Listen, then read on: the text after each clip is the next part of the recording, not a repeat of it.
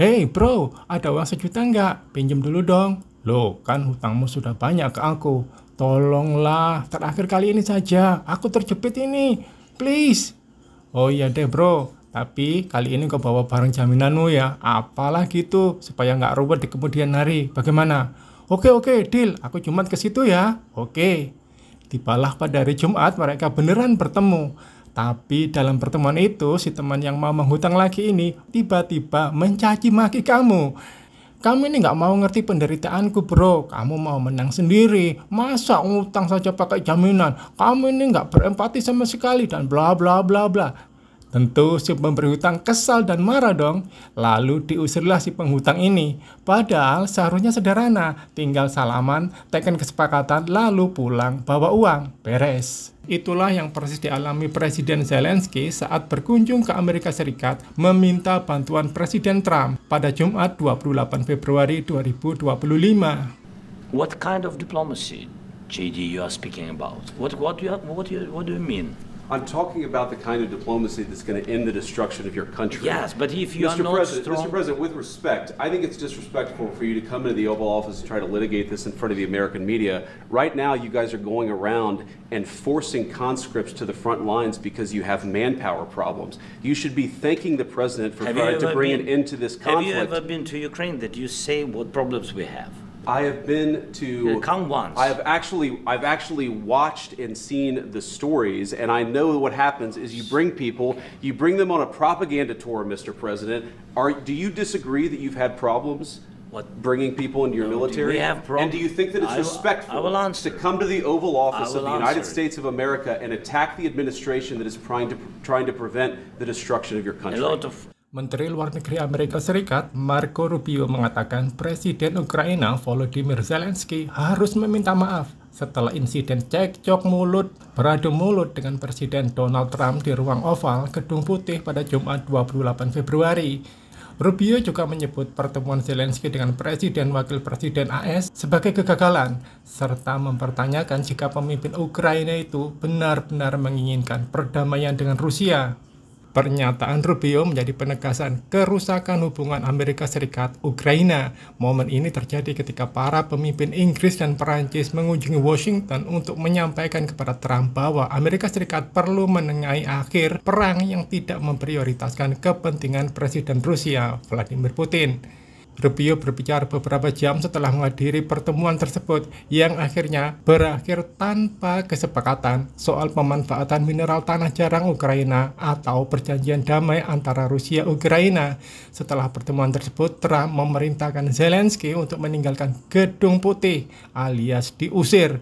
Meskipun ada keinginan dari Ukraina untuk melanjutkan pembicaraan, Amerika Serikat juga membatalkan konferensi pers bersama yang sudah dijadwalkan.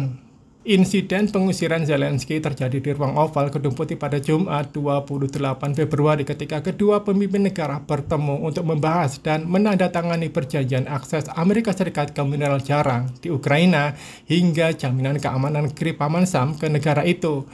Tensi meningkat saat membahas negosiasi damai perang Rusia-Ukraina. Trump dan Wakil Presiden Amerika Serikat J.D. Vance berteriak ke Zelensky. Mereka menuduh pemimpin Ukraina itu tak bersyukur atas bantuan Amerika Serikat selama 3 tahun.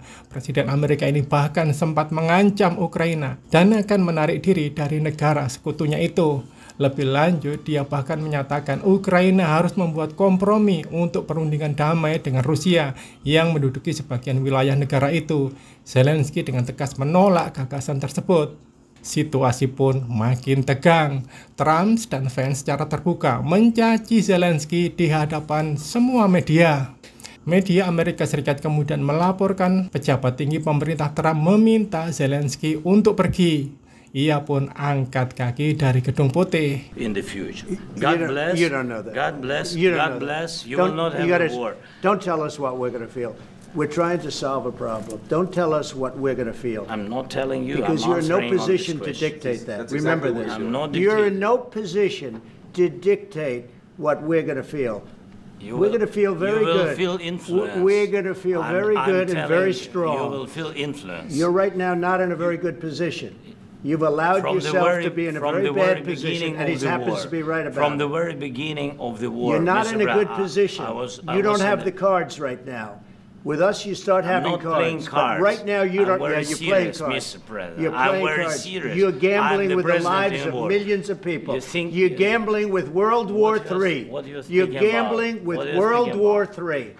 And what you're doing is very disrespectful to the country, this country. That's back to you. Far more than a lot of people said they should have. Have you said thank you once? A lot of times. No, in this entire meeting, you said thank you. Even today. You went to Pennsylvania and campaigned for the opposition in October. Offer some words of appreciation for the United States of America and the president who's trying to save your country.